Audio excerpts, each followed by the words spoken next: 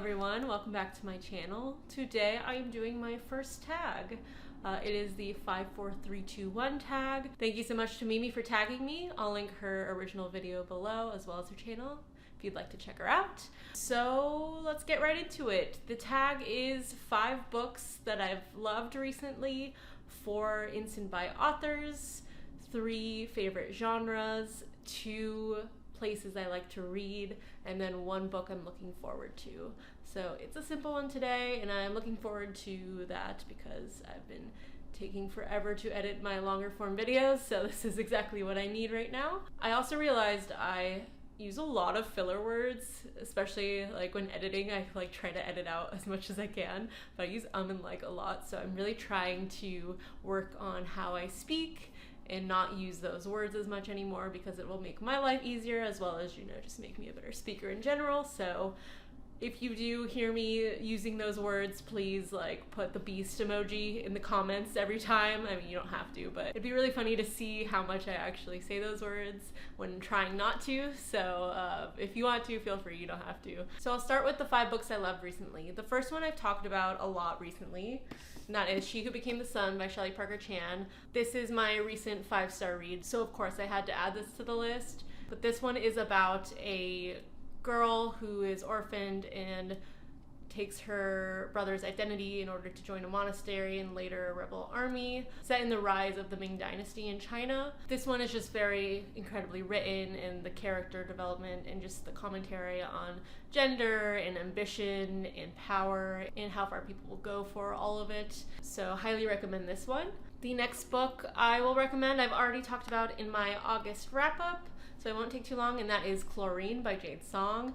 This one was surprising to me. I mean, I know I like weird books and like kind of horror-y lit fic, I guess, but the story was just great and dark and grotesque sometimes, and just I like reading about kind of people that aren't fully sane or have this weird thing about them. So we follow a girl named Ren who is obsessed with mermaids and is a competitive swimmer, and we follow her through her childhood to her teenage years, and everything she does is try to be in the water and to become a mermaid, but you know, she's human, so there's not much she can do, but she tries to do everything she possibly can. So it's a very interesting story, but check the trigger warnings for this because there's definitely body horror in it.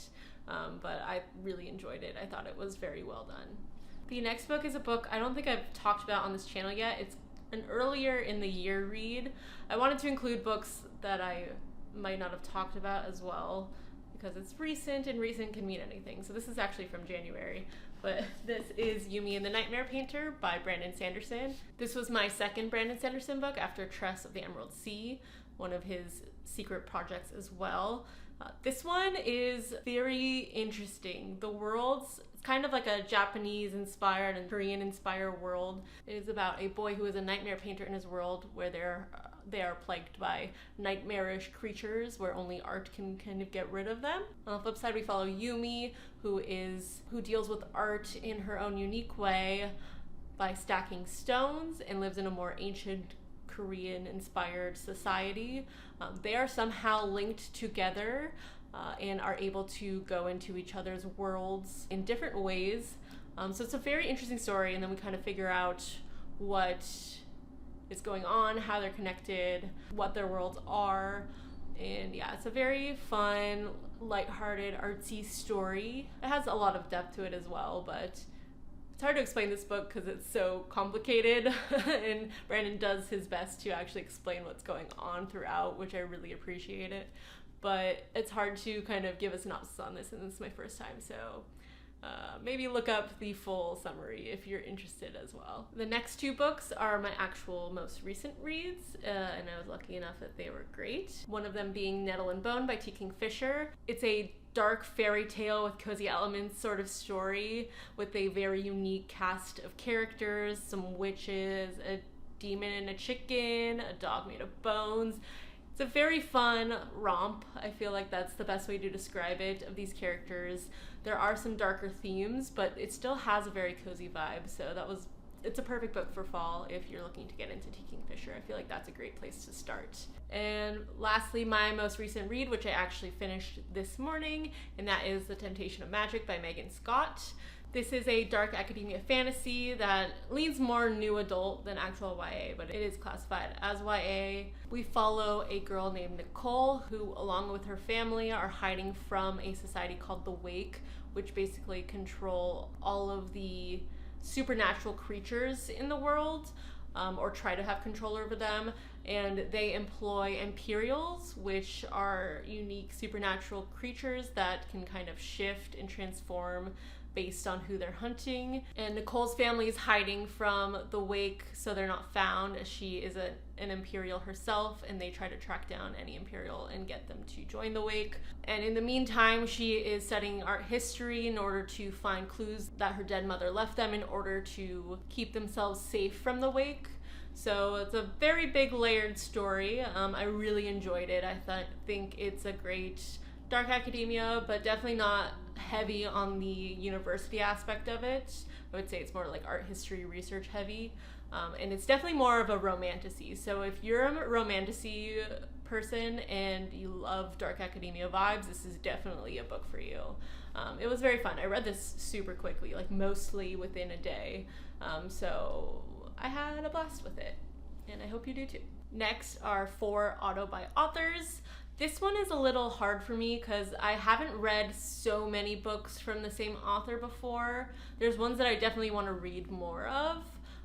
So instant buy would be a little difficult, but I do have a few for sure. Starting with Susanna Clark. She is my favorite author at the moment, so I will read anything she writes, and I pre-ordered her next short story that is coming out already, so that gives you that answer. Another one is Ava Reed. I have Lady Macbeth on the way in a book box, and I've read A Study in Drowning as well as Juniper and Thorn. I still have yet to read The Wolf and the Woodsman, but I will read anything she writes because I love her writing style and how dark and creepy she is. She kind of goes for it, and I'm here for it. So those are the 2 kind of main direct auto buys. Kurt Vonnegut is also on the list. I've only read 2 of his books so far, but I have one on my TBR, Galapagos, and he has a very long catalog of books, so I have to get through a lot, but I do plan on reading more of his works as I go. Card wants to say hi. Say hi. Hi. Lastly is an author I've only read 1 book from, but I'm super excited for her next release, and that is Julia Armfield. I recently read Our Wives on the Sea and also loved that book. I know she has a short story collection, Salt Slow out, which I haven't read as well, but I'm super excited for Private Rights to come. I hate that it's already out in the UK, or probably Europe as well, or other parts of the world, but it's not out in the US until December, so I have to wait. And I also hate the US covers because the UK covers are just so beautiful, so I might have to order a UK version somehow. But yeah, I'm excited to read more from her, definitely. Next is my 3 favorite genres. This one's pretty easy. The first one would be dark fantasy. My channel is called A Dark Corner of the Library, so I do love dark books. That was for a reason. And fantasy is definitely high up there. And then secondly, I would put historical fantasy. I do love a good period piece, and I love when there's fantastical elements as well. So that is a big one. And then lastly, I do love some lit fic as well as weird fiction. Anything that has weird characters or weird structure or weird storyline is for me, and usually that happens a lot with literary fiction, so I'm a big fan of that as well. That being said, I love so many genres, so don't hold me to just these 3, but I would say those are my top at the moment, but it constantly changes, so we'll see how I feel about that later. And then 2 places that I enjoy reading. That is very easy. I mainly read in my bed. I am a bed girl. My boyfriend is definitely like a living room couch reader. I am a bed reader. I love being able to lay down and move around, and I have a bad neck and back, so it's just easier to like have somewhere to put my head on, so I'm not like looking directly down and like holding my book either on my knees or on my in a more comfortable position for my hands, because I also have carpal tunnel, so it's hard to hold books in weird positions for so long. So definitely bed, but I do read on the couch when I feel like it, or when I'm like in outside clothes and don't want to be in my bed or change. So definitely bed and couch are the top, probably like most people in the world. So no surprise there. And then lastly, one book I'm looking forward to the most, and that is Immortal by Sulin Tan. I've read her Daughter of the Moon Goddess duology as well as the Tales of the Celestial Kingdom short stories, and I love her writing. That duology wasn't like the best duology I've read, so that's not why I'm excited for it. I just want to read another story in that world because it is in the Celestial Kingdom world, and that's my bread and butter. I love Shansha C-dramas, which is the more fantasy mythological version of Chinese dramas, and so I'm looking forward to Immortal because it includes the god of war, an immortal fighting off immortals. So her kingdom is free of them, and the cover is just so beautiful. So I pre-ordered this one as well, and this one comes out January 7th. And so that wraps up my 54321 tag. Thank you so much for watching. I am going to be tagging Claire in her books and Eve's Book Nook. They are both very new booktubers, so I wanted to give them an option to do a tag. Don't feel pressured at all. This is only if you feel like it, so I'd love to see it if you decide to, but no pressure if you don't. And anyone else who sees this and would like to do the tag, feel free. This is your official green light to do it.